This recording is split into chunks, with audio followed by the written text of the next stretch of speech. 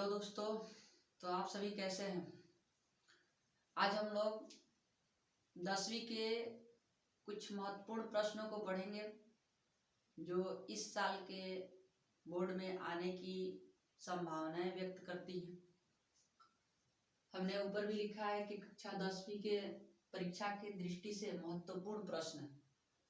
पहला सवाल यह है कि यदि a और b अभाज्य संख्याएं हैं तो a और b का लॉसव क्या होगा। मतलब कि पहला संख्या ये कह रहा है कि a b एक अभाज्य संख्या है।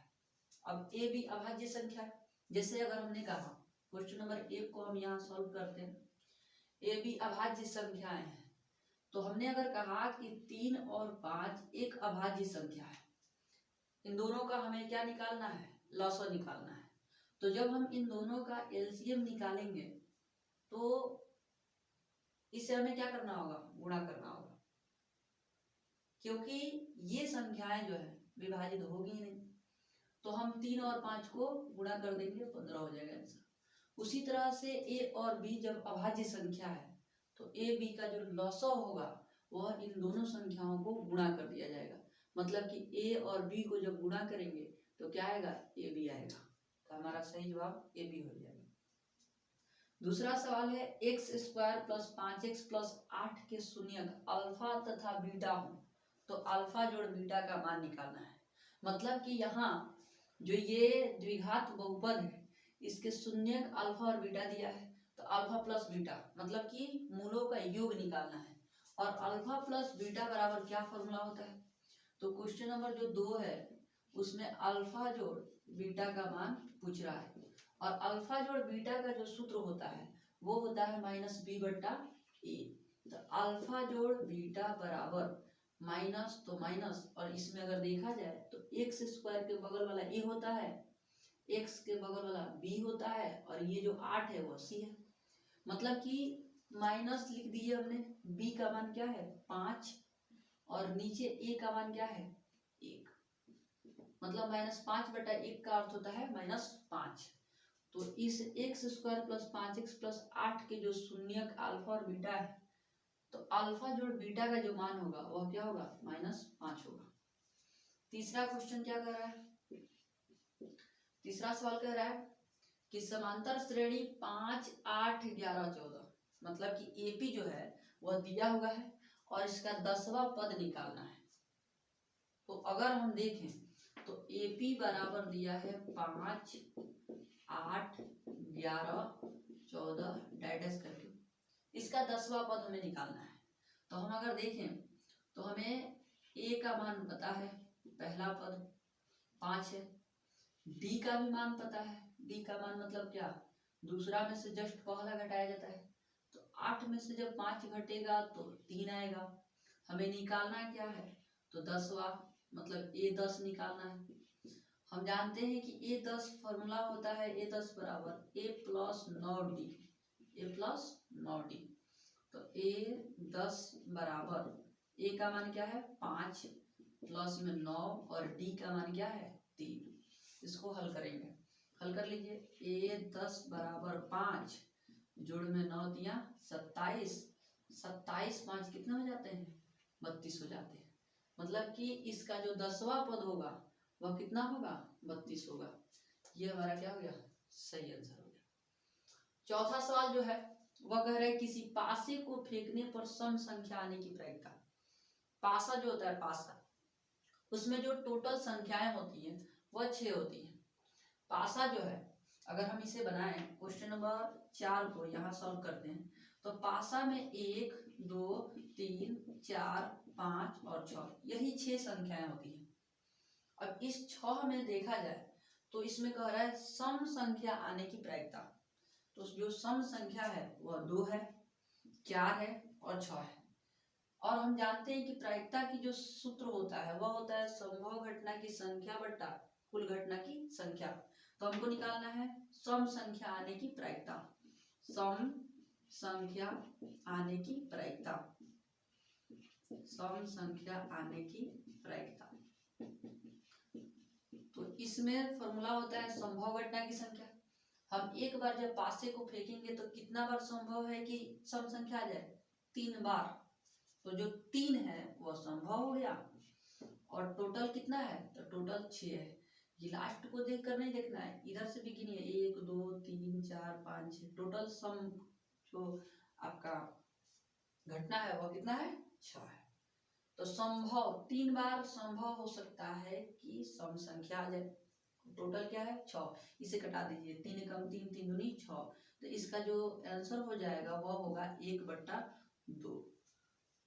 तो इसमें ऑप्शन है 1/2, डी नंबर, यही क्या होगा?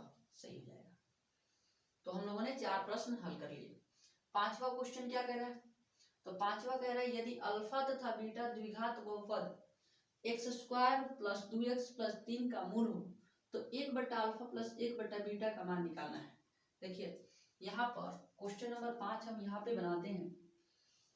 तो क्वेश्चन नंबर 5 में एक द्विघात बहुपद दिया है, x² प्लस में 2x और +3, 2x प्लस में 3, और इसमें अल्फा और बीटा जो है इसके शून्यक दिए हैं। तो हमें निकालना है 1/α प्लस 1/बीटा का मान। ठीक है, ये हमें निकालना है। तो यदि अल्फा और बीटा का हम एलसीएम निकालें तो देखिए अल्फा बीटा का एलसीएम जो होगा वो हो जाएगा अल्फा इंटू बीटा। अल्फा से इसमें जब भाग देंगे तो अल्फा से अल्फा कटेगा, बीटा बचेगा, और बीटा से जब 1 में गुणा करेंगे तो बीटा एक बीटा होगा, प्लस है तो प्लस, बीटा से जब इसमें भाग देंगे तो बीटा से बीटा कट जाएगा, अल्फा बचेगा, अल्फा एकम अल्फा। इसको जब हल करेंगे तो बीटा जोड़ अल्फा को ही हम अल्फा जोड़ बीटा भी लिख सकते हैं, और नीचे है अल्फा इंटू बीटा। मतलब कि ये जो है एक फॉर्मूला बना, अल्फा जोड़ बीटा है, ये मूलों का योग है, और मूलों का योग जो होता है वो होता है -b/a, और नीचे है मूलों का गुणनफल, ये होता है c/a। -b/a भाग को पलटिएगा, इसको जब हम लोग हल करेंगे तो ये आपका a जो है ऊपर चला जाएगा और c नीचे आएगा, a से a कट गया एक बार में, तो ये आ गया -b/c, -b एकम b, c एकम c। अब इसी को बना लेना है। चलिए देखते हैं, माइनस तो -b का मान क्या है? 2, और c का मान क्या है? 1। तो -2/1 इसका क्या होगा? आंसर हो जाएगा। ठीक है, सॉरी, -b/c है, तो -b का मान, ये तो माइनस हो गया, b का मान हो गया 2, c का मान 3 होगा। हमने यहाँ a का मान भरा है, c का मान 3 होगा, तो इसका जो सही जवाब होगा वो -b/c मतलब -2/3 हो जाएगा। इसमें ढूंढते हैं कहाँ है, यही बी नंबर जो ऑप्शन है ये है -2/3, यही क्या हो गया? सही जवाब हो गया। 6 नंबर क्वेश्चन क्या कर रहा है? युगपत समीकरण 2x + 3y = 5, 4x + 6y = 9 का निकाय क्या है? तो ये जो है यहाँ पर क्वेश्चन नंबर 6 को हम लिखते हैं। पहला समीकरण दिया है 2x + 3y = 5, और दूसरा समीकरण दिया है 4x + 6y = 9, और इसका निकाय पूछ रहा है। जो पहला समीकरण होता है उसमें a1 b1 और c1 होता है। तो अगर हम देखें तो a1 का मान जो है वह 2 है पहला समीकरण में, b1 का जो मान है वह आपका 3 है, और c1 का जो मान है उसको हम लोग इधर लेके आएंगे। इस 5 को जब हम इधर लेके आएंगे तो ये हो जाएगा क्या? -5। तो इसको हम ऐसे भी लिख सकते हैं, देखिए 2x + 3y और -5 और बराबर में 0। वैसे ही इसको भी लिख सकते हैं 4x + 6y माइनस में 9, और ये वाला आपका 0, मतलब इधर से उधर जाएगा तो चिन्ह बदलता है, तो c1 का मान हो जाएगा -5। उसी प्रकार से अगर देखें तो दूसरे समीकरण में a2 b2 c2 होता है। तो a2 b2 c2, a2 का मान क्या है? 4, b2 का मान 6 और c2 का मान -9। अब हम हल करेंगे, हम जानते हैं 2/3, ठीक, a1/a2, तो a1/a2 क्या है? 2/4, ठीक है, बराबर b1/b2, तो b1 और b2 क्या है? 3/6, ठीक है, बराबर C1/C2। C1 और C2 क्या है, -5/-9। इसको जब हल करेंगे तो 2 एकम 2, 2 दूनी 4, 3 एकम 3, 3 दूनी 6, ये दिख रहा है। लेकिन ये वाला जो है माइनस से माइनस कटेगा, तो यहाँ हम लोग को दिख रहा है 1/2 बराबर में 1/2 और बराबर 9 ही है 5/9। ये जो कंडीशन है ये आ रहा है आपका A1/A2 बराबर में B1/B2 और बराबर नहीं है C1/C2। तो ये जो होता है यह निकाय होता है असंगत। क्या होता है निकाय, असंगत। तो ये जो पहला ऑप्शन होगा यही क्या होगा, सही जवाब होगा। इसके बाद हम लोग का जो है वह एक समीकरण है x + 2y = 9 में यदि x = 5 हो तो y का मान ज्ञात करना है। मतलब कि इस समीकरण में x का मान भर देंगे, y का मान अपने आप निकल जाएगा। चलिए इसे हम मिटा देते हैं।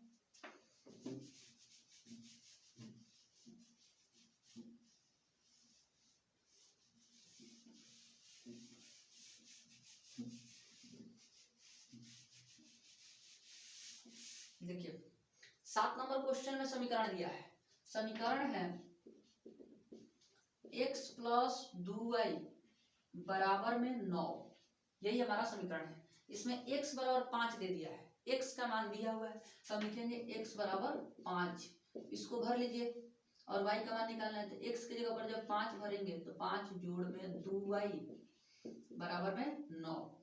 बहुत ही आसान सवाल है। इस 5 को और 9 को एक जगह करेंगे क्योंकि संख्या वाले को एक जगह हम लोग करते हैं। तो इधर जो है 2y बच जाएगा, उधर 9 है, ये प्लस से 5 है, उधर चला जाएगा माइनस में। 2y बराबर 9 में से 5 गया तो कितना आएगा, 4 आ जाएगा। 2 गुणा में इधर आ जाएगा भाग में, तो y बराबर 4/2, ये कट के कितना हो जाएगा, 2 हो जाएगा। y बराबर हो गया 2, तो y का जो मान होगा वह 2 होगा। समीकरण x + 2y = 9 में यदि x का मान 5 है तो y का मान क्या होगा, +2। देखिए -2 भी दिया है, इसका आंसर +2 होगा। 8वां क्वेश्चन है कि बिंदु 4, -3 किस चतुर्थांश में है। देखिए चतुर्थांश को समझने के लिए हम लोग इसको थोड़ा सा बनाते हैं। देखिए क्वेश्चन नंबर 8, ये जो है एक चतुर्थांश हम ऐसे बनाते हैं,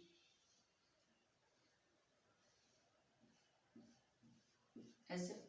ये है x, ये है x', ये y, ये y'।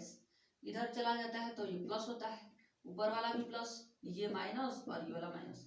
ये फर्स्ट है, ये सेकंड है, ये थर्ड और ये 4 हिस्सा है, चारों को चतुर्थांश कहा जाता है। ये पहला जो है इसमें हमेशा पहले x वाले को लिया जाता है। इस पहले चतुर्थांश में देखिए इसको ढक दे तो x y, तो जो चिन्ह हो गया वह प्लस प्लस हो गया। ठीक, अगर सेकंड वाले में चले तो सेकंड वाले में हमारा क्या होगा, देखिएगा सेकंड वाला में x y, तो x का माइनस और y का प्लस। तीसरे में अगर चलते हैं तो तीसरा में देखिएगा x y माइनस माइनस, और चौथा में देखिएगा प्लस माइनस। मतलब चौथा का जो पहचान है वह है प्लस माइनस, और जो हमें दिया गया है वो भी 4 और -3 है। तो 4 जो है प्लस में है और माइनस में 3 है, तो ये चिन्ह जो है ये प्लस और माइनस है। तो ये किस चतुर्थांश में है, चौथा में, मतलब चतुर्थ चतुर्थांश में है। ठीक है। 9वां क्वेश्चन है कोण थीटा वाले त्रिज्यखंड का क्षेत्रफल होगा। तो ये तो फॉर्मूला है कि थीटा वाले त्रिज्यखंड का क्षेत्रफल होता है θ/360 πr²। तो इसका भी ऑप्शन क्या हो जाएगा, डी हो जाएगा। ठीक है। लास्ट प्रश्न देखिए, लास्ट प्रश्न क्या कह रहा है, 10वां क्वेश्चन, 5 3 6 7 4 2 1 की माध्यिका है, माध्यक निकालना है। तो हम इसे बना देते हैं, यहीं पे मिटा देते हैं इसको। ठीक है, और इस 5 नंबर क्वेश्चन को मिटा के हम यहीं पे बना देते हैं। ठीक है, देखिए क्वेश्चन नंबर 10 दिया हुआ है 5 3 6 7 4 2 1 की माध्यिका। पहले सबसे पहले हम उसे सजा लेंगे। सबसे छोटा संख्या क्या है, 1 है, उस 1 के बाद क्या है, 2 है, 2 के बाद क्या है, 3, 3 के बाद 4 5 6 और 7, मिला लीजिए 1 2 3 4 5 6 7, इन सबको हमने सजा लिया। इसका माध्यक निकालना है। माध्यक का अर्थ जो बीच में होता है, देखिए ये टोटल कितने हैं, 7, 1 2 3 4 5 6 7। हम इधर से भी गिनती करेंगे तो 7, इधर से भी हम इधर से क्यों नहीं गिने? क्योंकि आप सबको लगता होगा कि जो लास्ट में उतना ही हो जाता है, ऐसा नहीं है। इधर से भी गिनिएगा तो 7 होगा। 7 को डिवाइड कर दीजिए। देखिए 3 जो है इधर कर दीजिए, 3 इधर कर दीजिए, जो बीच में बच गया वही हमारा सही जवाब होगा। अब देखिए अगर हम 9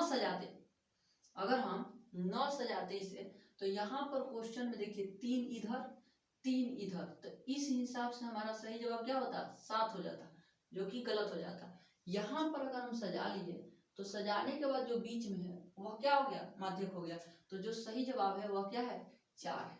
मतलब हमने 10 प्रश्न को सॉल्व किया, ठीक है, जो बहुत ही महत्वपूर्ण प्रश्न थे। आज के लिए इतना ही, ठीक है। जय हिंद, जय भारत।